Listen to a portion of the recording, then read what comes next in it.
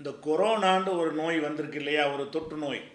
இது அல்லாஹ்வுடைய சாபமான்னு கேட்குறாரு. அஸ்ஸலாமு அலைக்கும் பாய். என் பேர் அகமது ஜமால்.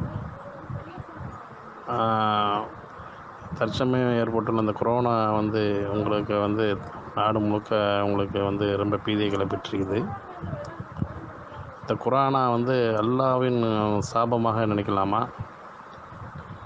ஏன்டா எதனால் வருது, யாருக்கு வருதுன்ற கணக்கு எல்லாமே வந்துக்கிட்டு இருக்குது.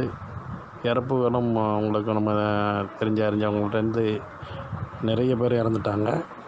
இது நாள் வரை இது போன்ற ஒரு நிலையை பெரிய வயதினர் கூட நான் பார்த்தது இல்லைன்னு சொல்கிறாங்க. அல்லாஹ்வின் சாபத்துக்குள்ளாகிட்டோமா என்பது என்னுடைய கேள்வி. அல்லாஹ் கொடுக்குற துன்பங்களை பொறுத்த வரைக்கும் சாபத்துக்குத்தான் எல்லா துன்பத்தையும் கொடுப்பான் என்று இஸ்லாத்தில் இல்லை. அதே நேரத்தில் சாபத்திற்கு துன்பங்களை கொடுக்க மாட்டான் என்றும் இஸ்லாத்தில் இல்லை. அது அல்லாஹ் கொடுக்குற துன்பங்கள் இரு வகையாகவும் இருக்கலாம்.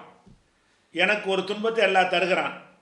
தருவது இப்போ நபிகள் நாயகத்துக்குலாம் அல்லாஹ் துன்பம் கொடுத்தான்ல, நபிமார்களெல்லாம் கொடுத்தான்ல. இருமடங்கு காய்ச்சலில் வேதனைப்பட்டாங்க நபிகள் நாயகம். இது சாபமா? இல்லை. அப்போ அல்லாஹ் ஒரு சோதனையை கொடுக்கும் பொழுது இதை எப்படி இவர் சகித்து கொள்கிறாரு, எவ்வளோ பொறுமையாக இருக்கிறாரு என்பதை ஒரு சோதனைக்காக வேண்டி நல்ல மக்களுக்கும் அல்லாஹ் துன்பத்தை தருவான். அதனுடைய நோக்கம் என்னவென்றால் அந்த துன்பத்தை கொடுத்து அந்த துன்பத்தினால கூட இறைவனை மறுக்காமல், இறைவனுக்கு எதிராக பேசாமல், கொண்ட கொள்கையில் உறுதியாக இருந்து அந்த மாதிரி மரணித்து விட்டார் என்று சொன்னால் அவருக்கு உயர்வான பதவிகள் மறுமையில் கொடுப்பதற்காக வேண்டியும் அல்லாஹ் ஒரு துன்பத்தை கொடுப்பான். அப்போ அந்த துன்பம் என்பது பொருளாதார இழப்பாக இருக்கலாம், நோயாக இருக்கலாம், இயற்கை சீற்றங்களாக இருக்கலாம், உயிரிழப்புகளாக இருக்கலாம். அது எந்த விதமான துன்பங்களாக இருந்தாலும் அந்த துன்பங்கள் சோதனைக்காக இருக்கலாம்.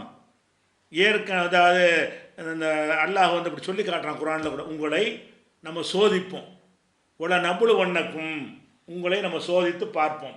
எதை கொண்டு சோதிப்போம்? பிஹவுஃபின், அச்சத்தை, உள்ளத்தில் பயத்தை போட்டு சோதிப்போம். ஓ ஜூஇன், ஒல் ஜூ, பசியை போட்டு சோதிப்போம். ஓ நக்சிமினல் அம்பால், பொருளாதாரத்தை குறைத்து சோதிப்போம். ஒல் அம்புசி, உயிரிழப்புகளை ஏற்படுத்தி சோதிப்போம். ஓ சமராத், பயிர் பச்சைகளை குறைத்து, கனிவர்க்கங்களை குறைத்து சோதிப்போம்.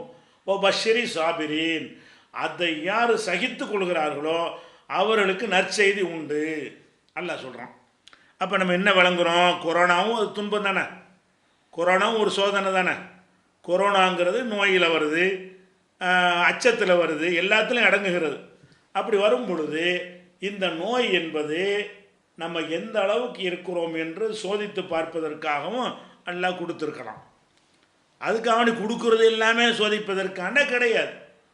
அல்லாஹ் என்ன செய்யுமா, அழிப்பதற்காக மறுமையில் தண்டனை தனியாக இருந்தாலும் சில பேர் உலகத்திலே இவனுக்கு ஒரு பாடம் கற்பிக்கணும் என்று அல்லாஹ் நினைத்து சில பேருக்கு அப்படியும் கற்பிப்பான். அது சில சமுதாயங்களால் அழிச்சதெல்லாம் படிக்கிறோம்ல.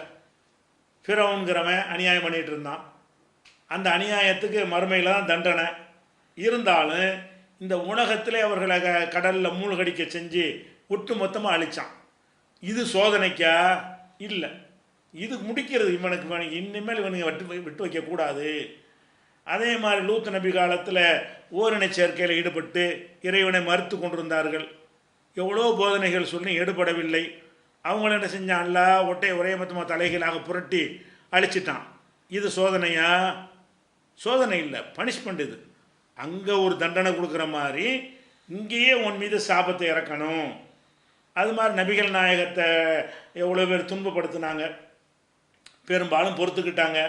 சிலர் விஷயமாக, யா அல்லாஹ் நீ பார்த்துக்க, நீ இவர்களுக்கு சாபத்தை இறக்குன்னு பிரார்த்தனை செஞ்சாங்க. அவங்க பிரார்த்தனை எதை வச்சு கேட்டாங்க? மறுமையில் தண்டிக்கிறத பற்றியா கேட்டாங்க? இல்லை, மறுமையில் தண்டனை இருக்குத. எதை கேட்டாங்க? இந்த உலகத்தில் அவங்களுக்கு சரியான பாடம் கற்பிச்சிரு அப்படின்னு இருக்குது. அதனால வரக்கூடிய இந்த கொரோனாவை எடுத்துக்கொண்டீர்களே, ஆனால் எல்லாருக்கும் ஒரு பாடம் கற்பிக்கிறதுக்காக வேண்டி ஒரு அந்த சோதிப்பதற்காக வேண்டி எல்லாம் கொடுத்துருக்கலாம். நம்ம எல்லாத்துக்கும் ஒரு சோதனை தானே. இந்த இப்போ வந்திருக்குது, கொரோனான்னு வந்துருச்சு. வந்ததுனால நம்முடைய பணத்துக்கு பொருளாதார இழப்பு ஏற்பட்டிருக்கிறது, பலவிதமான சுதந்திரங்கள் பறிக்கப்பட்டிருக்கிறது, பலவிதமான கஷ்டங்கள் நமக்கு ஏற்பட்டிருக்கிறது. இந்த கஷ்டத்துக்கு பிறகு எவன் எல்லாத்துக்கும் ஒரே நேரத்தில் எல்லாம் பரிச்சை வச்ச மாதிரி, ஆட்சியில் உள்ளவன், அதிகாரத்தில் உள்ளவன், பொதுமக்கள் அனைவருக்கும் ஒரு பரிச்சை வச்ச மாதிரி அல்லாஹ் என்ன செய்கிறான், ஒரு சோதனை வந்து அனுப்பியிருக்கலாம். அல்லது இவங்க ஒவ்வொரு ஆட்டம் போடுறாங்க, இந்த மனித குலத்தில் அம்புட்டு போய் நல்லவனா இல்லை, இவங்களை அவனை தட்டணும் என்று தண்டிக்கிறதுக்காக கொடுத்துருக்கலாம். ரெண்டுக்கும் வாய்ப்பு இருக்குன்னு நம்ம நம்பணுமே தவிர இது சோதனை தான் என்று அடித்து சொல்லுவதாக இருந்தால் அது பிரித்து காட்டுகிற வகையில் அது அமைந்திருக்க வேண்டும். அப்படி இருந்தால் என்ன செய்யலாம், சோதனைன்னு சொல்லலாம். இந்த கொரோனா அப்படி கிடைக்கல, ஆனால் என்னவா இருக்கேன், சோதனையாகவும் இருக்கலாம் அல்லது தண்டனையாகவும் இருக்கலாம். ஓவராக போயிட்டுருக்குறாங்க, உலகத்தில் அநியாயம் பண்ணுறாங்க, சண்டை போட்டுக்கிறாங்க, யுத்தம் பண்ணிக்கிறாங்க, நாசமாகிட்டு இருக்கிறாங்க, பொதுமக்களை கொடுமைப்படுத்துகிறாங்க என்று ஆட்சி அதிகாரத்தில் உள்ளவர்களுக்கு ஒரு படிப்பினை கொடுப்பதற்காகவும் அல்லாஹ் இதை செஞ்சிருக்கலாம். இதனுடைய ரன்னிங் நடந்து கொண்டே இருக்கிறது. இதனுடைய ரிசல்ட்டு, இறுதி ரிசல்ட்டு வரக்கூடிய நேரத்தில் அப்படி ஃபில்டர் பண்ணி எல்லாம் அழிச்சிருந்தான்னு வைங்க, எல்லா கெட்டவனையும் தொடச்சி எடுத்துட்டு இந்த கொரோனா ஒழியும் என்று சொன்னால், கெட்டவர்களுக்கெல்லாம் சரியான பாடம் கற்பிச்சுட்டு ஒரு கெட்டவன் கூட மிஞ்சாமல், கூட குறைய நான் நல்லவன் போனாலும் பரவாயில்லை, கெட்டவர்கள் மிஞ்சாமல் அழித்து தொலைச்சிட்டுச்சின்னு சொன்னால் அந்த நேரத்தில் நம்ம சொல்லலாம், இது வந்து எல்லா கெட்டவனையும் பனிஷ்மெண்ட் கொடுத்துருச்சு, இது சாபம்னு சொல்லலாம். அது வரைக்கும் நம்ம சொல்ல முடியாது. ஏன்னா எல்லாருக்கும் சேர்த்தான் வருது. நல்லவர் இந்த கொரோனாவில் நம்ம நல்லவங்க பாதிக்கப்படலையா, தொழுகையாளி பாதிக்கப்படலையா, இறைவனை நம்புனவங்க பாதிக்கப்படலையா, நேர்மையாக உள்ளவன் பாதிக்கப்படலையா, இவனும் சாவுறான் அவனும் சாவுறான், இவனுக்கு வருது அவனுக்கு வருது. அப்படி இருக்கக்கூடிய நேரத்தில் இது சோதனையாகவும் இருக்கலாம், அது சாபமாக இருக்கலான்ட்டு பொதுவாக எடுத்துக்கொள்ளணுமே தவிர அடித்து சொல்ல முடியாது.